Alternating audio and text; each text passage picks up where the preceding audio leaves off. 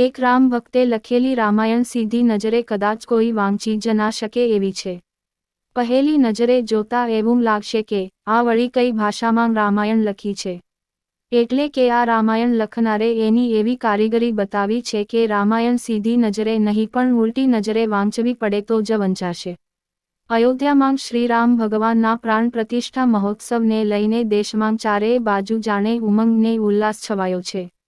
સૌ પોતપોતાની રીતે શ્રીરામની ભક્તિ દર્શાવી રહ્યું છે. ત્યારે મહેસાણાના વિસનગરના રામ ભક્તે ઉલટા અક્ષરોમાં અનોખી મિરર રાઇટિંગ રામાયણ લખી છે કે જેને વાંચવા રામાયણનું પેજ મિરર આગળ મૂકો તો જ વંચાય. 20 વર્ષ અગાઉ લખેલી ઉલટા અક્ષરોની રામાયણ 20 વર્ષ બાદ અયોધ્યામાં શ્રીરામના ચરણોમાં સમર્પિત કરવાની આ રામ ભક્તની ઈચ્છા છે. 1426 પાનાની રામાયણ લખવામાં 7 મહિના જેટલો સમય લાગ્યો હતો. આ રામાયણને